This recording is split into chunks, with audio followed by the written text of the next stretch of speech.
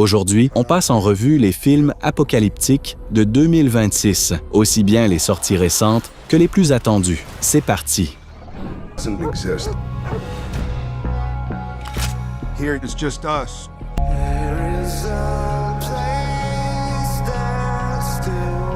Ridley Scott retourne à la fin du monde, et cette fois en sourdine.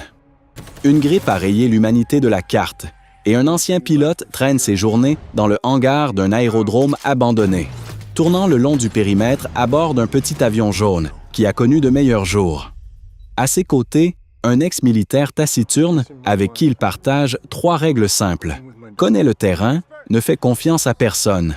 Tout inconnu est une menace. Puis un faible signal radio perce le silence, et ça suffit pour qu'il parte chercher autre chose que la simple survie. Ce qui m'intéresse ici, ce ne sont pas les fusillades de la bande-annonce, mais de savoir si Scott tiendra le silence et le deuil, parce que le roman vit de la solitude et d'un espoir têtu.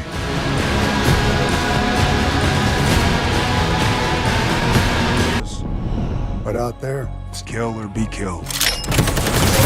And it looks like there's a chance that we might not get to talk to each other again. Après une série d'échecs, la franchise atterrit entre les mains de Zach Cregger. Et c'est sans doute la décision la plus fine de toute son histoire au cinéma. Il ne rejoue pas les jeux et ne ramène pas Léon.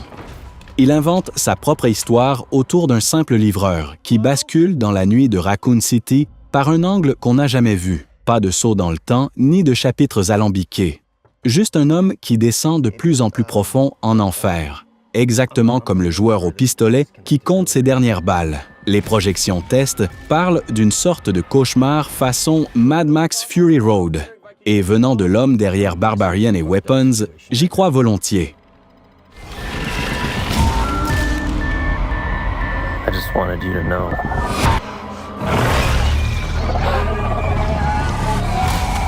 그냥 죽으라는 거예요?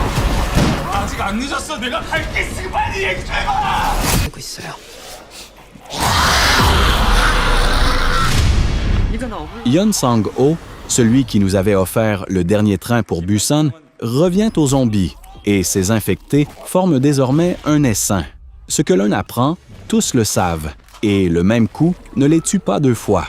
Passé par Cannes, le film a de vraies images qui accrochent, surtout quand les infectés se figent dans un cri muet pendant que la ruche se met à jour. Mais soyons honnêtes, à la sortie de La Croisette, la critique s'est divisée et beaucoup l'ont rangé au rayon spectaculaire mais creux, avec une chorégraphie des créatures qui sauve ce que le scénario ne tient pas. Pour moi, le drame humain reste bien plus pâle que l'invention du cerveau collectif elle-même.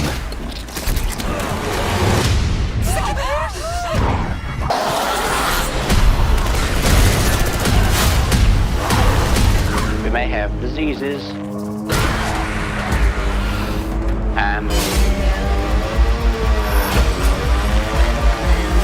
yet even Le deuxième volet de la nouvelle trilogie est déjà sur les écrans. Et c'est une toute autre bête que le précédent. Nia DaCosta reprend le relais de Danny Boyle et serre les boulons dès la première minute. Le gamin Spike tombe entre les mains d'une secte menée par un psychopathe qui se fait appeler Sir Lord Jimmy Crystal, tandis que le bon docteur, incarné par Ralph Fiennes, noue une amitié pour le moins étrange avec un infecté alpha. Plus de sang, plus de tripes, un ton plus noir, et un Jack O'Connell, qui, d'après les réactions, joue le cinglé avec une énergie presque électrique. Seulement, le public s'est coupé en 2. Les uns parlent du meilleur film de la saga, les autres ronchonnent qu'il travaille trop pour le 3e volet et faiblit tout seul. The foundations. barbarism.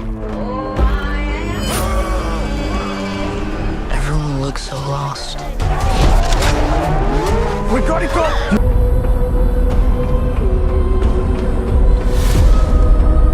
Et c'est là que les doutes commencent. 5 ans après la comète, la famille Garrity sort de son bunker au Groenland et traverse une Europe en miettes pour trouver un nouveau foyer. Bonne idée, exécution moyenne. Le premier vivait de l'intime et d'une angoisse honnête pour une famille précise. Et la suite l'a gonflé jusqu'à en faire une attraction en perdant en route tout ce qui marchait. Le diabète du fils, autour duquel tournait la tension de l'original, s'évapore du scénario sans crier gare. Les voitures roulent dans l'apocalypse avec de l'essence à l'infini et le CGI ressemble par moments à un téléfilm des années 90. Gérard Butler et Morena Baccarin se donnent à fond, mais le scénario les trahit à chaque pas.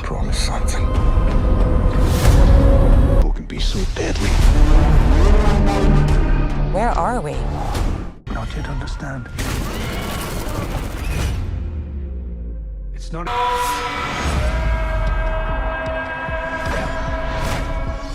Mila Jovovich et Luke Evans élèvent leur fille sur une île isolée en la préparant à la guerre contre des bestioles sorties d'une faille dans le réel. Ça sonne comme un honnête film de monstre et ça finit en série B pur jus. Le problème classique, les créatures, prétexte de toute l'affaire, on ne les montre presque pas. On les garde dans le noir et à distance. Et au lieu d'action, on se tape 1 heure de discussion d'une ado qui ne mesure jamais l'ampleur du désastre. Il y a une idée curieuse sur le fait que les femmes résistent mieux à l'infection. Tout un sous-texte féministe et apocalyptique, mais servi si grossièrement que ça prête plutôt à rire.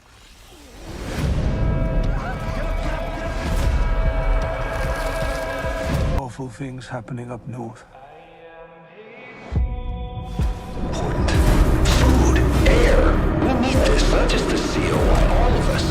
Là, on change complètement de registre.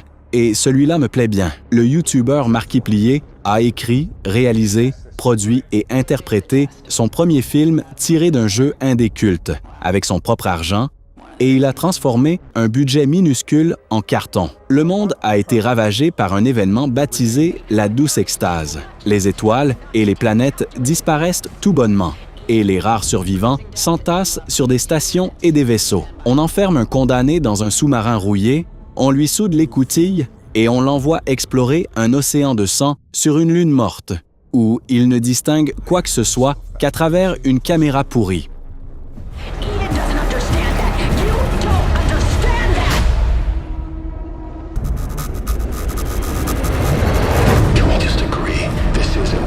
His son is dying too.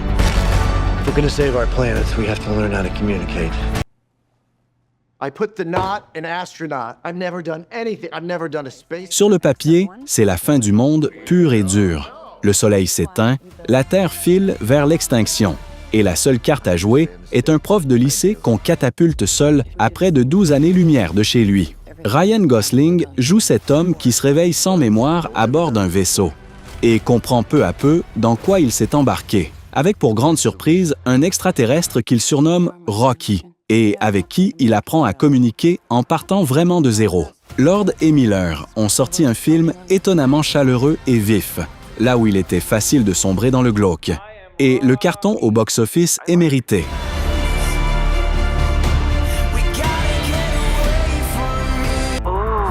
No. Why is a school teacher in space? Try this. Baby, it's not right. To our family. 7 years of hell. Chris Newborn sort après 7 ans d'isolement et tente de recoller sa vie, de retrouver sa famille, de reprendre sa place dans un monde qui a continué sans lui depuis longtemps. Sauf que la liberté ne lui apporte pas le soulagement, mais un cauchemar psychologique poisseux. Le traumatisme accumulé derrière les barreaux remonte et déforme le réel autour de lui. Nate Parker en fait un réquisitoire dur contre le système carcéral et contre ce qu'il fait d'un homme, et David Oyelowo porte le film à lui seul, avec un jeu épuisant au bon sens du terme, ce qu'il y a de mieux ici. Le souci est ailleurs. Le film n'arrive pas à trancher entre le drame lourd et le thriller dérangeant et finit par boiter des deux côtés, avec un retournement qu'on voit venir bien avant la fin. What they did. They're gonna come, bro.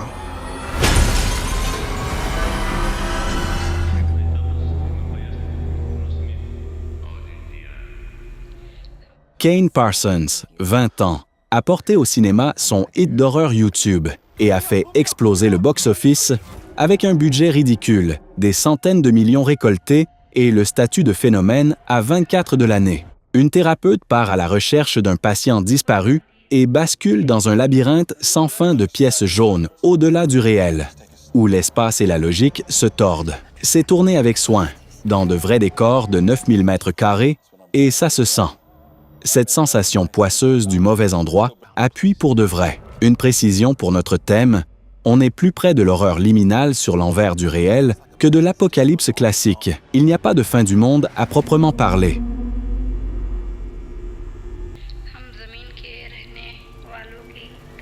Hello?